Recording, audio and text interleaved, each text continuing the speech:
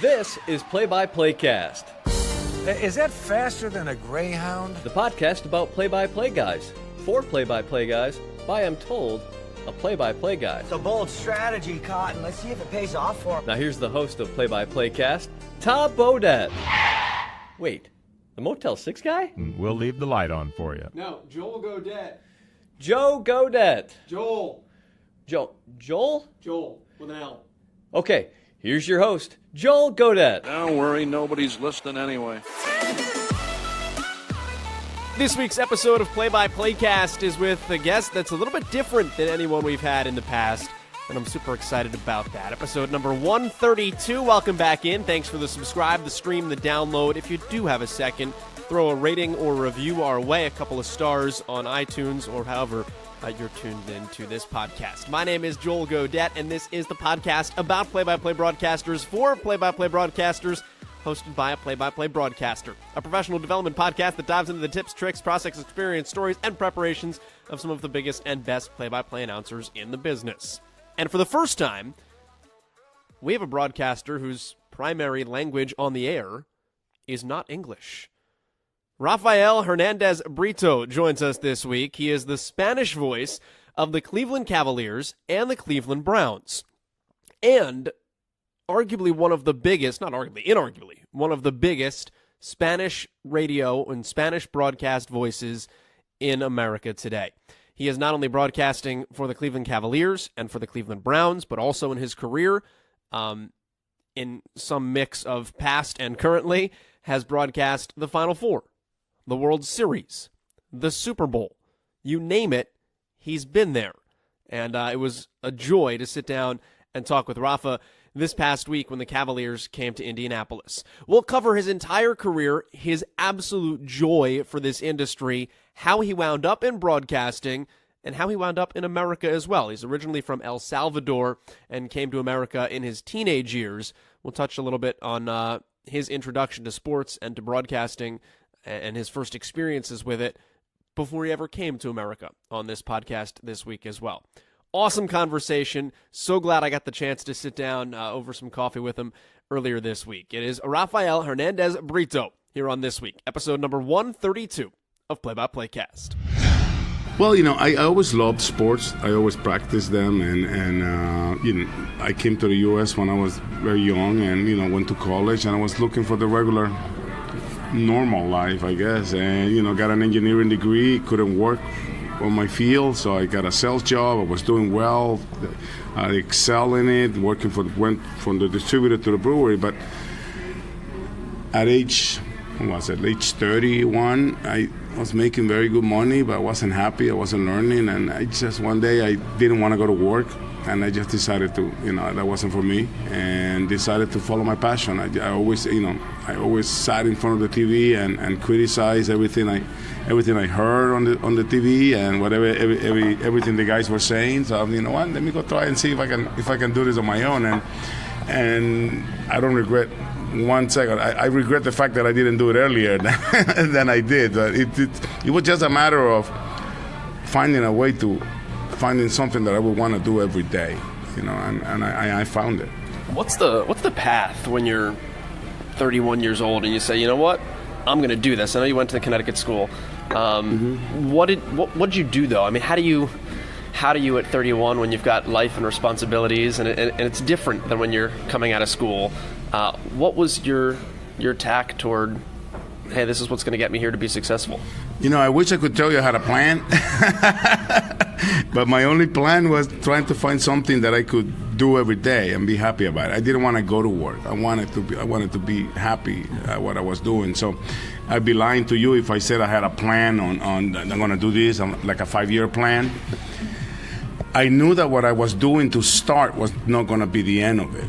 I always had the attitude of just finding my way around and seeing what's up there. And I knew I wanted to be a play-by-play announcer. I knew but luckily enough, I got to start doing that in New York City, which is unbelievably amazing, right? And it just went on and on. It was a matter of just being at the right place at the right time for me, just really being lucky, being in New York, being in a market that was growing, the Hispanic market was growing at the time that I decided to go into it, and I started answering phones at a show that the Univision radio station had at night, and I just went in there, and I knew the person that was the host, and I just, one day they put me on the air, and then, I said, you know what, I like this, and I was doing St. John's men's basketball at the time, so I knew people in the business. I just hadn't had that moment yet, that moment that I said, this is what I want to do, and when I decided to do it, it was just, diving in head first and just not worrying about where I was going to be at what moment in life. I just wanted to do that, and that was really the decision-making process. It wasn't really a plan. How'd you get good, and how'd you get good fast to move up those ranks, and just what was the approach in terms of learning, being a sponge, taking in everything you could? My first, I was lucky. I had a lot of people give me advice, and I receive advice from people that I admire, like Joe Buck. That's probably the reason why I'm a broadcaster. I always tell the story that in 1988 I was in college, and I saw him call the Kirk Gibson home run, and I was like, man, that must, maybe because that's exactly what came out of his mouth is exactly what came out of my mouth, or what I was thinking at the moment. I couldn't believe what I was seeing. Kirk Gibson in one leg hitting a homer off of Eckersley. And back, fast forward 10, 12 years after that, I meet him at a Broadcasters Association, and I sat down with him and told him about the story, and that was probably the moment when I decided, this I made the right decision. This is what I'm going to do. But again, it was just getting advice from people. Pat Summerall one time told me, don't ever say number 51. 51 has a number. The numbers are for the fans. You're supposed to know the names. And another good friend of mine told me, just be yourself on the air. Don't try to be somebody else, because if you could be somebody else, you'd be in Hollywood and not behind a mic. So it was just still a process every day. Preparation is something I found out early in my career that was what separated me from everybody else. And I always admire, for example, I always admire Bob Costas and Jim Nantz, because they never married themselves to a sport. You could see Jim Nantz doing every 4 years the Masters, the Final Four, and the Super Bowl in 1 month. And that was one of the ideas that I had when I went in. I didn't want to just be a basketball announcer or a football announcer. So, little by little, just collecting thought, collecting advices, watching a lot of TV and just learning. That's one of your dreams still at this point, too, is to do the Nance. You just need to add the Masters, and then you're there, right? Yeah, that's the only thing I have. That's the only because I at one point, I'm doing the Final Four this year. The last 3 years I've been doing the Final Four. I have done the Super Bowl, and, the Masters is the only one that is evading me. But again, going back to what you were asking me, it's my first experience looking at game notes. I realized that everything is there. Everything is given to all the broadcasters.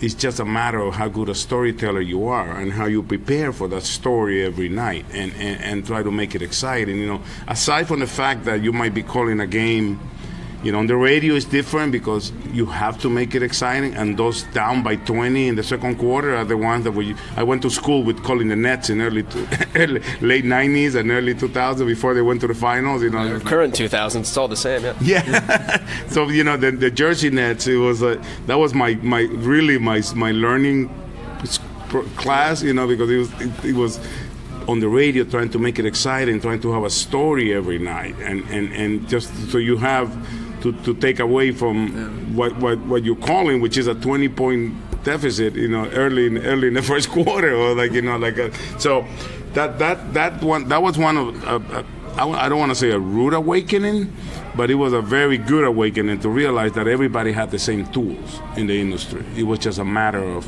how much I was willing to dig into that booklet that they send you every Wednesday for the NFL games, or every night for the NBA game, or in college it's a little harder because you got to do a lot more research on your own, because the game notes are probably not as back then. I'm sure now they are, but they were not as fluid as the NBA notes or the NFL notes. So that was one very key moment in my career when I realized that it was up to me to be as good as I wanted to be because everybody had the same tool.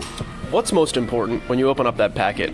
What do you gravitate toward in terms of what you need to know most? And then I guess in terms of talking to guys too. I mean, I know you've talked a lot about the fact that one of the things you loved about doing the NBA Finals was that like you got to see what went into it with the Cavs all season, and you start to love those guys and follow those guys. So beyond the game notes too, when you're talking to guys, like what are the most important things you need to know so that you can feel best equipped to tell those stories? You know, it's different when you're working with the team because, like you say, I was with them all year long, so the story gives you so much to go back to. The rematches, especially with the Cavs and the Warriors for 4 straight years, you have so much to go from.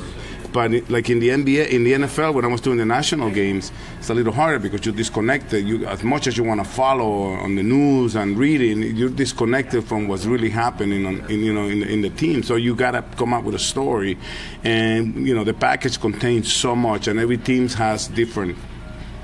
It's not a standard way of giving the notes. So for me, the first thing I look is the stats. And then I go into the personal bios for the players just to find a story. There's always something going on. Back in the day when Marshall Lynch was wearing his shoes, and I was lucky to call the undefeated season of the Patriots and the Super Bowl when the Giants beat them. So there was a lot to go around. But the stats and just a way to be able to pick up the personal side of the story, because I think I've learned a lot that the fans want to know more about just the football player or just the basketball player.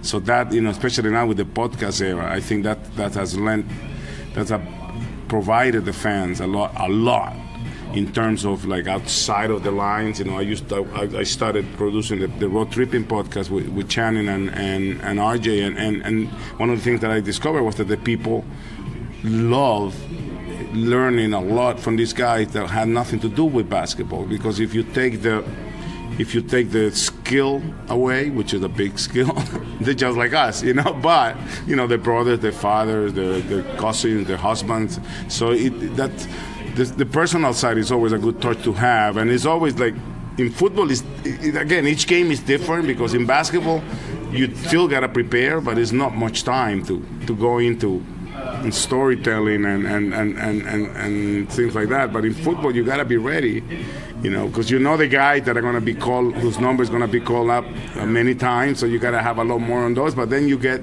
the Super Bowl that I mentioned, the undefeated Patriots, with what's his name, Tyree. That was the only catch he made all year, and all of a sudden he's making the most crucial catch. So you gotta have something on him. Yeah. So it's basically just being able to bring that human side and the story side, aside from obviously what everybody wants to know, is the catches, the points, the shooting percentages, and all that. 15 straight Super Bowls this year, or is this year 16 for you? I will not be in the Super Bowl this year, unless the Browns pull it off and the Colts and the Titans do it. The traveling is a little difficult. Okay. Since I started with the Cavs. I missed the one. Since I went with the Cavs, I haven't done one because the traveling has been really difficult. Okay. The first year that I was supposed to do it, the job with the Cavs is my full-time job. It's my priority. We were in Minnesota, and there was a big storm coming, and the Super Bowl was in Arizona, I believe. And there was no direct flights. I had to connect to Chicago, and in Chicago there were already like 4-hour delays. So my football career had taken a break until the Browns came knocking this year, and I love calling football, and I wish. My dream would be to call a Super Bowl with the Browns are in it, because I think that would just be unbelievable. You and a lot of other people. Yeah, I got to experience the fan base, yeah. And the Cleveland fans are amazing in that sense. They have suffered a lot, and obviously the title with the Cavs brought them a lot of relief. But everything I hear is the fact that if the Browns make it to the playoff, they're gonna be flipping cards upside down, which I hope not. But it's like that would be just incredible if I can go back to the Super Bowl and call. But you never know. It might make me a phone call, and somebody gets a Wally Pipp phone call, and somebody else can't make a connecting flight. yeah, and then there exactly. You go. So I can make it. What's it like? I mean, to call the amount that you called, and obviously call moments like the David Tyree catch, or going back. I mean, would you have called the Rams Titans Super Bowl, or am I going too far? How far back am I going? What was the first one you called? The first one I called was the one in Houston. Okay. When who was that? That was the Eagles and. Was that Eagles and Patriots? Yep. Yes. So that was the TO game. Yeah. Like, what's that? What's it like? What is a Super Bowl like? What's an atmosphere like? What's it like to broadcast it? What are the juices? Just give me the... Super Bowl is a big mess. Tuesday, media day, for us covering the game is probably the most dreadful day because you really don't get anything for your broadcast on that day. I remember the first couple of Super Bowls, my boss asked me, like, hey, how come you didn't send anything? Because I went because I just wanted to see what was going on, but there's really nothing I can do. Everybody that is not covering the game is there. My coverage begins tomorrow when we go to the team hotels. So, media day is a mess, and then after that, it is that day of the year where I always say to myself, like, I can't believe I'm being paid for doing it, because it is the biggest event in the sports world, and covering the Super Bowl has been amazing, and I have been lucky to have been for some major. I was there when Roethlisberger threw to Santonio Holmes. I called Drew Brees' first Super Bowl, Peyton Manning's first Super Bowl, that halftime show with Prince, Purple Rain and pouring rain in Miami. The second victory for the Giants over the Patriots, and in that Super Bowl in Miami. Again, everything is blown up bigger. Any play is just bigger. In the Super Bowl in Miami with the Bears and the Colts, with Devin Hester starting the game, returning the kickoff for a touchdown. I almost lost my voice because I couldn't. We're all in this business because we're fans. I hate it when people that are in our side, or this side of the mic, say that they don't root for a team or they're not fans, because yes, we are. We're all fans, and I always chose to be honest with my audience. Like, I am a Yankees fan, I am a Jets fan, but when I'm calling the game the way I see it. It's not like I call it like if I was a Jets announcer. But people, I know some people that like to say, no, I only root for my national team. I don't have a team. We're all in this business because we love sports, right? Because we either wanted to be an athlete, or because we always dreamt of calling or being on this side where we are. So I think when that moment happened in Devin Hester, I had nothing to do with the Bears, but it was just amazing. The flashes were still going on, and all of a sudden Devin Hester is running up the right side, scoring a touchdown. So the Super Bowl is amazing. Everything that goes around it is bigger. Back in the days when I was with Univision, I had to do some work with TV as well. So the workload is unbelievably bigger than a regular Sunday night or Monday night football game. But it's great. It is something that, again, I would do for free. Don't tell anybody. Don't say that out. don't tell anybody. But it is the Super Bowl. The only thing that compares to that is calling the finals for the Cavs, because it was more personal. I learned, for all these Super Bowls I did, and the World Series when the Astros won it, I had nothing invested in it other than my job. I went to do the game. I saw Drew Brees lift his Peyton Manning, Roethlisberger, the Giants. It didn't really mean more than it was my job to be there. But when the Cavs won it, it was just blown up to beyond words, because it was something that I had spent every day watching these guys work, and first of all, not being able to pull it off the first year because of injuries, because of the Warriors, because of whatever you want to call it. But it hurts. And those are the things that I learned. John Michael, who is the voice of the English side, I remember he was there. He's been here with the Cavs before LeBron came back. So he went through all that process of losing and trying to develop and rebuilding.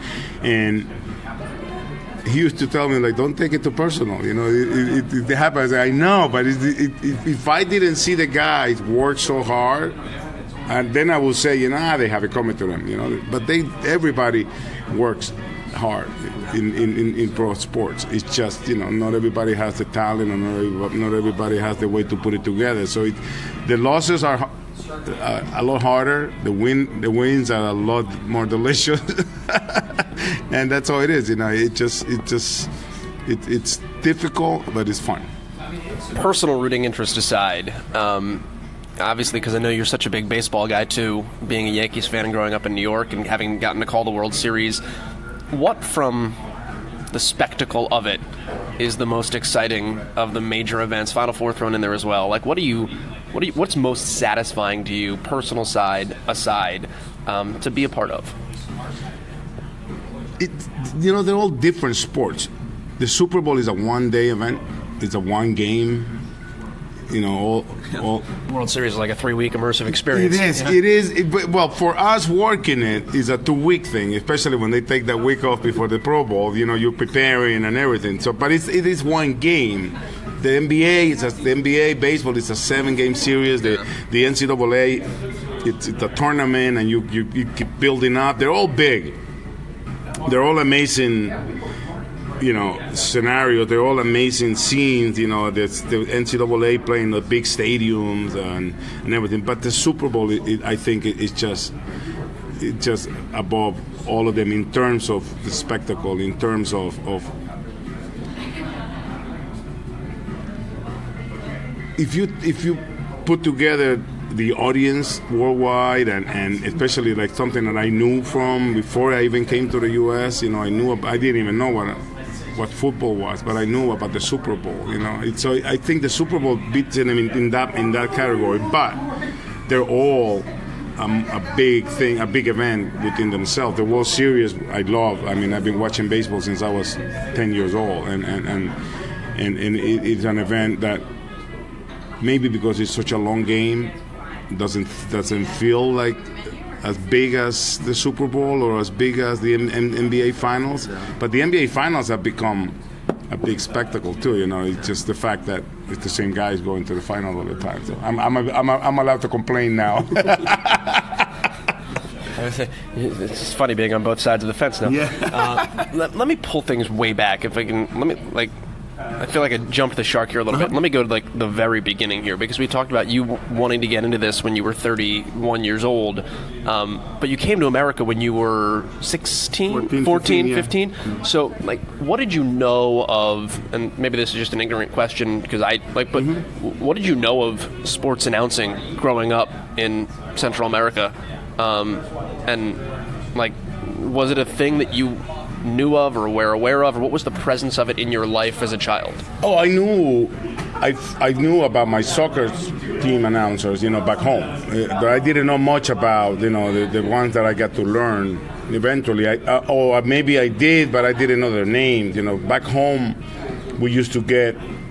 The reason I became a Yankees fan was because the first World Series I ever watched was in 1976 when the Reds swept the Yankees, the big red machine. And when everybody tells me, you're a fan of the Yankees because they only win, well, I became a fan because they got swept, and I love Thurman Munson. That's the only thing I remember, number 15. And then, they won 77, 78, and they didn't win again until 96. So don't tell me I only root for the Yankees because they win. But I knew, soccer it's obviously the energy, but I never call a soccer game. It's funny enough, never. I don't see it the way they call it in Spanish, and I always thought it would be weird for me to call a game that I don't know. Why is that? I don't see it as fast as they call it in Spanish. The way they call the game.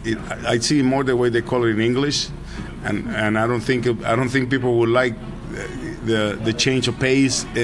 How do they call a game? What's the way you would describe what you get in a Spanish broadcast of soccer? Because I know I've read too that you don't want to call basketball like it would be a soccer game, because there's this there's this idea of what a Spanish broadcast is to those that don't listen to it often, and it's this, like you mentioned, high energy. Somebody scores a goal, you go nuts. More than high energy is the fast energy. I don't see the game of soccer as fast as they call it on the radio. And I know on the radio you gotta call, but to me it's just the pace they call it on is not the pace I'm watching. And my only job as a broadcaster is to call the game I'm watching. I'm not supposed to put anything extra into it. Whatever comes out. That's why I hate when I go to do an interview and they'll say to me, can you do a LeBron James dunk? Like, I can't, because I don't know what's going to come out of my mouth. I'm telling you what I'm watching, and I don't see it the way they call it. Although there are some broadcasters soccer broadcasters that I love listening to. There's a famous call by an Argentinian broadcaster about the Maradona goal in the semifinals of the 1986 World Cup, which is considered the best goal ever, and he nails it but it's the speed that he gets it right. But it's not all the time that the game is that fast, and sometimes in Spanish broadcast section they call every game like that.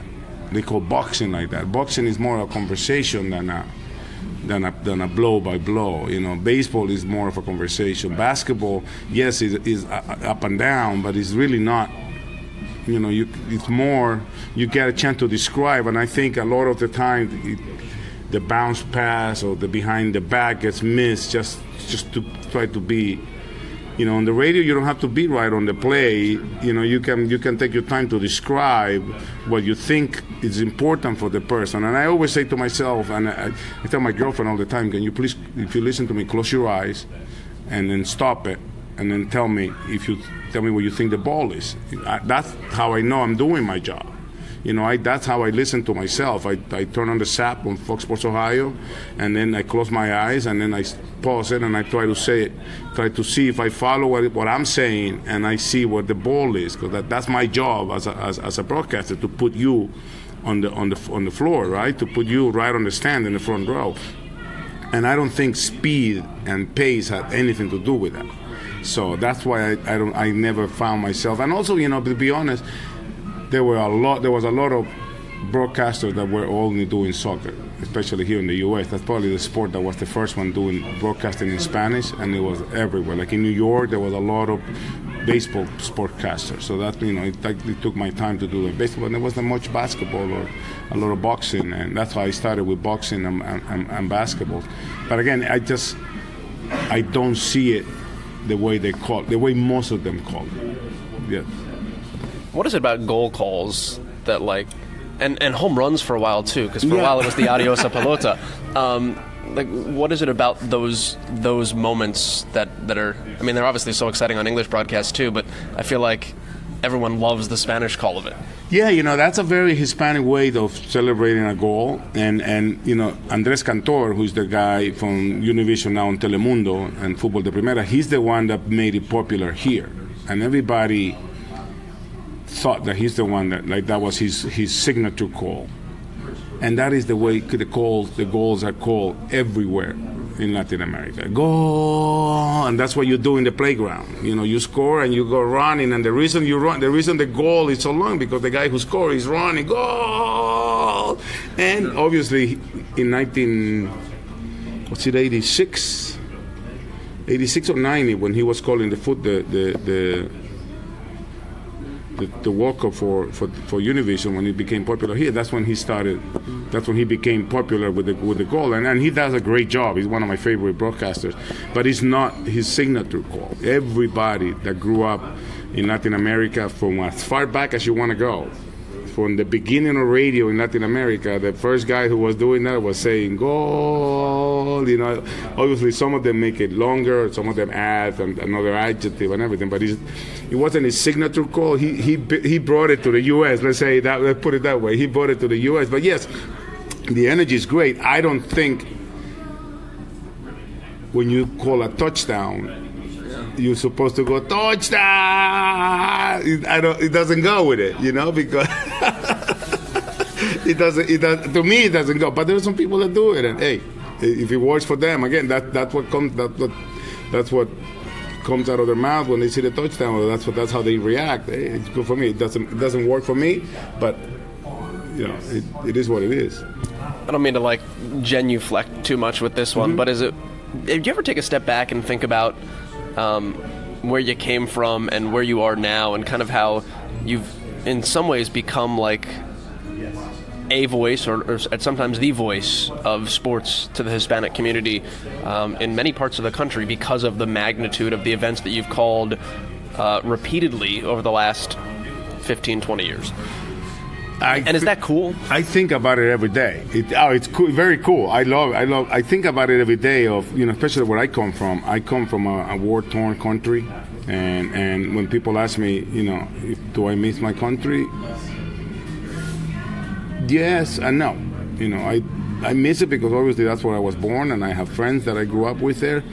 And no, because from 9 to 15, I was basically locked up in my house because of the war. So I really didn't have that part of my life. And then coming to New York and feeling liberated, it was just, I'm a New Yorker. I always tell people I'm a New Yorker by choice. I chose to be an American, and I love this country more than anybody or as much as anybody as you who were born here. And I owe everything that I am to this country, and I think it is just amazing that the United States have provided me the chance to bring the sports to the community, and now it's a growing community, and I think I love the fact that I am the one to bring people to these big events, and I have been lucky enough to do so. But I think about it every day. I thank God every day for this country. I thank God every day for the opportunity to do what I do. I'm in Indiana calling a basketball game.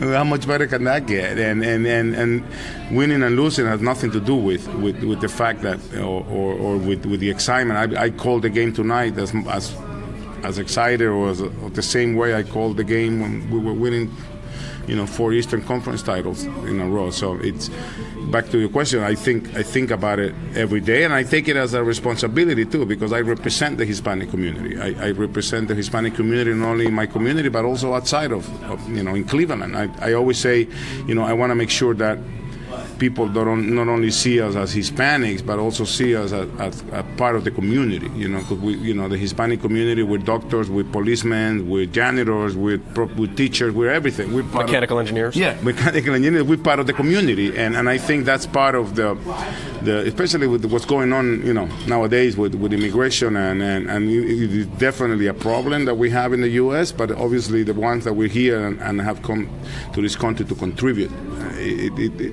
we're part of the company, we're part of the community, and we're not just a community. Let me ask you too, and go back to the 9 to 15 part of your life, if I can, because it's something that we don't deal with in this country, because it's never happened here in anyone's lifetime that has been born and bred here. What's it like to be in that type of political environment, war-torn environment? How has it shaped you too now as you look back on it as the type of person that you are since you've come to New York and America? It's definitely horrible. It's nothing you wish to anybody. It luckily to me happened when I was a kid. I don't know, you'll probably get a different answer from my parents, having kids and being involved in the middle of the guerrilla war and the army. And unfortunately, the Civil War just get a lot of people caught in the middle. And how it shaped me, I think it just really made me grateful for what I have, because I had a lot of friends killed. I know a lot of people that were killed. It's I always tell this story as a kind of funny way, but if you think about it, it's not.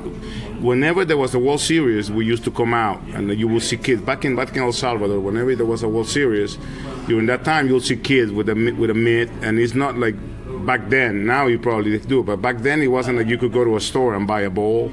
It was like somebody had a baseball. I mean, we were playing with a real baseball, so we would play baseball in this sand lot.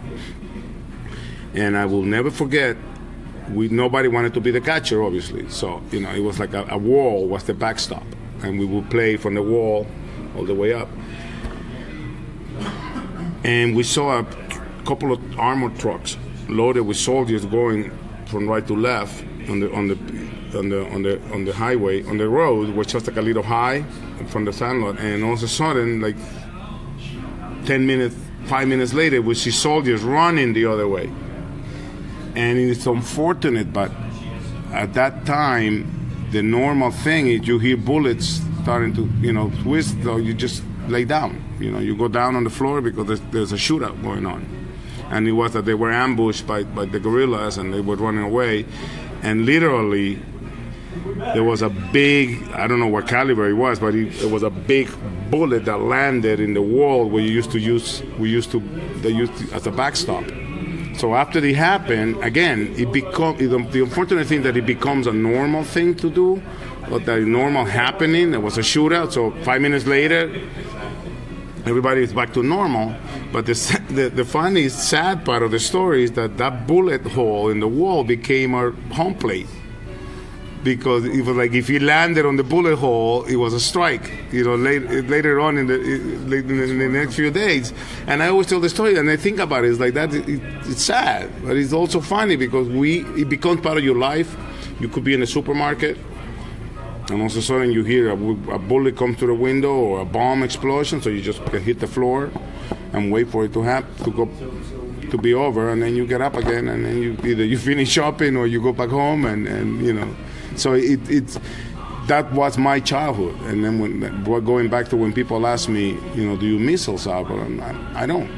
I don't miss that part where I don't know if I'm going to be at the wrong place at the wrong time.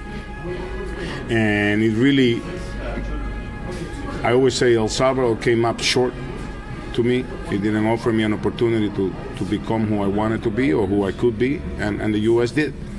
And that's why, I love this country to death. If there was a war between the U.S. and El Salvador, I'll be in the first line of the U.S. with my weapon ready, because I owe everything I am to this country.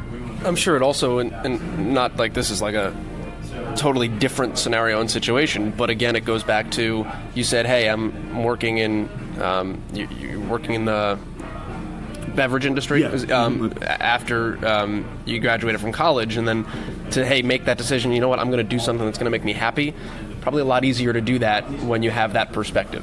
Yeah, again, back to your question on how it shaped me. I think it was that. I wasn't scared. I wasn't afraid. I was worried. I was unsure of what was going to happen, but I wasn't. I've been through worse things. I have. Again, I've seen worse things than being out of a job for 6 months or taking a risk or maybe unemployed for a while. So yeah, I think you might be onto something there. It might have helped me a little bit, maybe unconsciously, but it for sure shaped the person that I am now. That I appreciate life a lot more because I've seen it, taken away in different ways. And the biggest thing I have is like I'm the youngest one of 4, and my oldest brother Carlos is 6 years older than me. And I remember, when you're 11 and your brother is 17, it's a big difference in life, your friends and what you do. But I remember him being in high school and Friday night, Saturday night, getting ready to go, And then when I got to that age, at 15, you don't understand when your parents. My parents were very strict, thank God, about going out. I have friends that were allowed to go out, and my parents would be like, nope, you can't go out. You don't know what's going to happen, because there were a lot of bombing and a lot of shootings, and I was mad more than anything else that was taken away from me. There was a long period of time where there was a martial law where nobody could go out after 6 p.m. and you couldn't go out again until 6 a.m. So some people will have like martial law parties, and everybody had to come into the party at 6, before 6, but we weren't allowed to sleep out. So it made me angry, the fact that they took a lot away from me, and I had nothing to do. A lot of people ask me, what side were you on? I'm like, I was in the middle. I was a kid. I had no idea. I didn't even know what they were fighting about. Unfortunately, there were a lot of people had to leave the country, and a lot of them,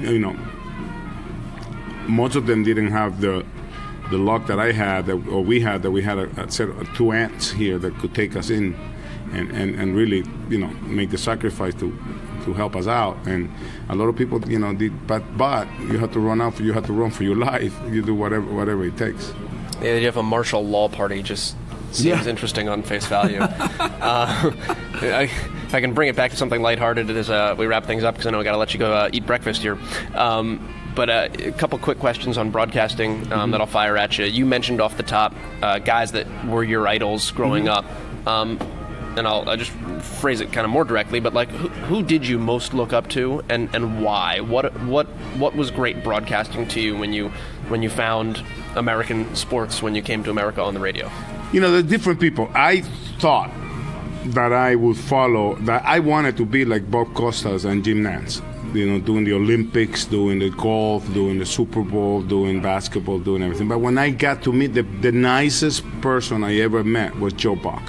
And Joe Buck, can you imagine, I'm a year into the business and I'm in a table with Joe Buck, John Miller from the San Francisco Giants, Pat Summerall, in the same conversation. And they all, I tell them, I'm an aspiring broadcaster, so they start telling me, giving me advice. So I always admired those groups. I loved, the combination of John Madden and Pat Summerall, doing that. That's probably the first team of football broadcasters that I remember, But I didn't really have a mentor or somebody that that really took it upon himself to help me out. But I had a lot of people that I watched that I wanted to be like, and I think Jim Nantz and Bob Costas were the two that I when I started, I want to do what they do. I want to be able to do, and luckily I've been able to do many sports.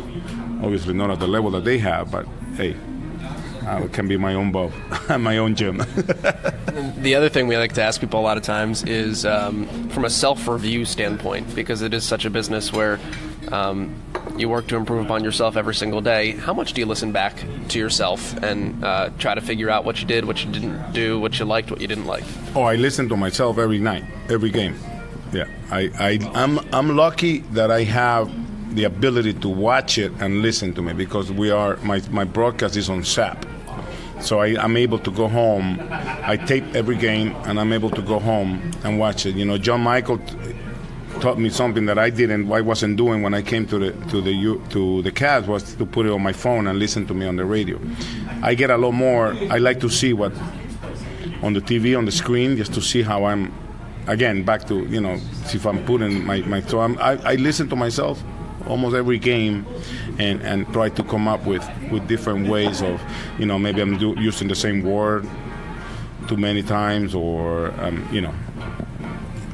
there's always those things that you fall victim of, that you use the same adjective, or you use the same way to start or to finish a sentence, or the tone of voice come down, and so I every night it is a work in progress, all the time. We're always trying to get better. I always say, there's always people that are willing to do it for less and willing to do the work, and so you always have to be trying to get better. You always have to work hard, and nothing is for certain. I pray every day that I keep my job and that I have the energy to get better, and I don't pray for for big moments or to have the call that everybody's going to be listening to. I just wish that every day I get a little better, or I learn something from the game. I try to listen a lot more than I talk when I'm around people that know basketball, because even though I played it all the way up to high school, and I obviously haven't played it at this level, there's always stuff that you think you know. And it's not like baseball kind of teaches you every day more than basketball. Basketball is more just learning the way each team is running offenses or defenses and everything. Baseball can smack you in the face every day, even if you've been at it for 10 years. You always see something that you haven't seen in a while. So, yeah, every day I think it's a work in progress. I'm my worst. I'm my best critic. And I try not to listen to the positives, and I try to listen to what people tell me. Sometimes I talk too fast, or my father always says, "You're screaming too much." I'm like, "Dad, that's how I watch the game." I'm like, "I know, but you get too excited." I'm like, "But that's me watching the game at home, except that I have the mic in my hand." So every day. Final question. I saw an interview where somebody asked you to call the play on the spot, which I know you said it's always tough to do, but you used the word alley-oop. So I'm curious, and it could be any sport, doesn't have to be basketball, your most favorite word that there isn't a good translation to Spanish for, that just pops up in English, that catches somebody's eye that's listening? You know what it is? People find amazing the fact that in baseball, in Spanish, strike is a strike, but a ball is a bola, and an out is an out. There's no translation for an out in baseball, and in baseball, I don't translate most of the, like, touchdown is a touchdown. In the positions, they do have names in Spanish because we play, but when you play football in Spanish, the quarterback is Mariscal de Campo, the tight end is el ala cerrada, but a touchdown is a touchdown. There's no translation to it. Yeah, and it's fun. In basketball, everything has. I don't know what alley-oop, because back home nobody was doing alley-oops when I was the tallest guy. I was the center back in my high school, and then in El Salvador. And then when I came here, I had to become a point guard or a shooting guard. I was the shortest guy in the team, compared to being the tallest guy back home. So I never even know what an alley-oop was. I don't know what it's called in Spanish. So I use alley-oop. Spanglish lends itself a lot to especially to my audience. So my audience is mostly bilingual for the most part. So I'm not doing any disservice to them using English words, but yes, it's words that don't have any translation. Pick and roll. I don't know. I'm sure there is a word for it. I'm sure Alvaro Martin, if he's listening to this broadcast, he'll email me and say there's a word for it. But I don't. One thing I don't do, and a lot of people do in the Hispanic side, is translate the names of the team. Okay. I don't do that because the Cubs are the Cubs. The Cubs.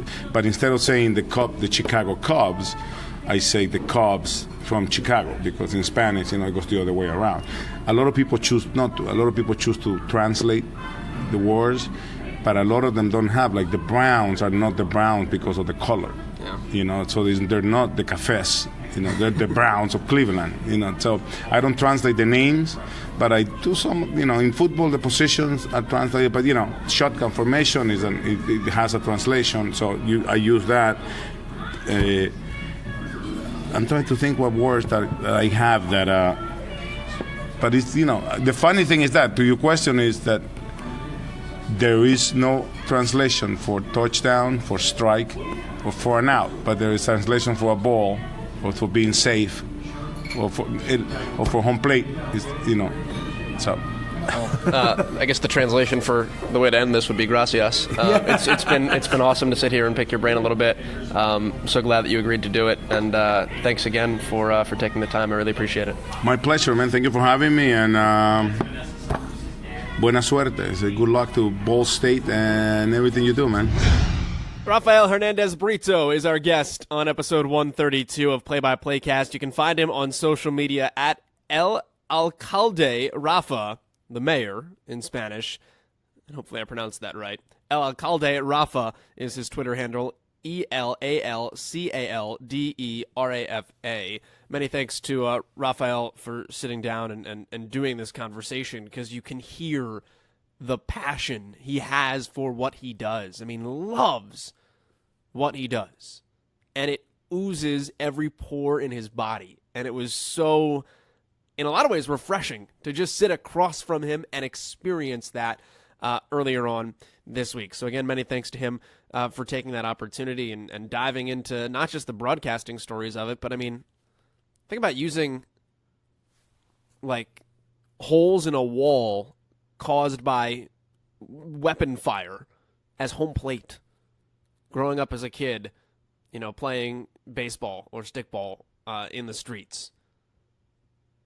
Like, it's just something that is, in a lot of ways, incomprehensible. Like, how do you wrap your head around that if you've never experienced that before in your life? So I appreciate him diving into that side and sharing those stories and experiences as well. And next time you listen to a game, just know that pick and roll is English and Spanish. Same Same thing. I actually it was funny.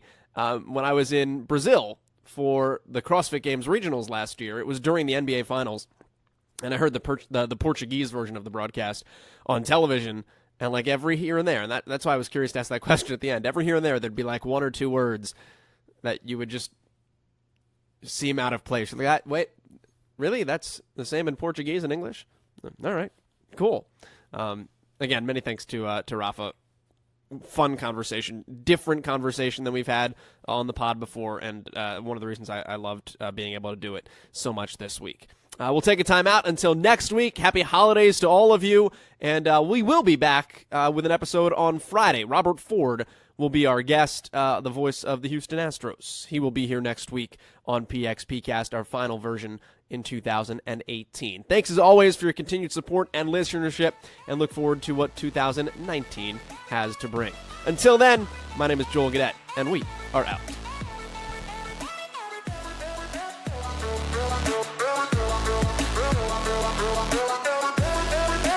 And that will do it from St. Louis, where the score is inconclusive.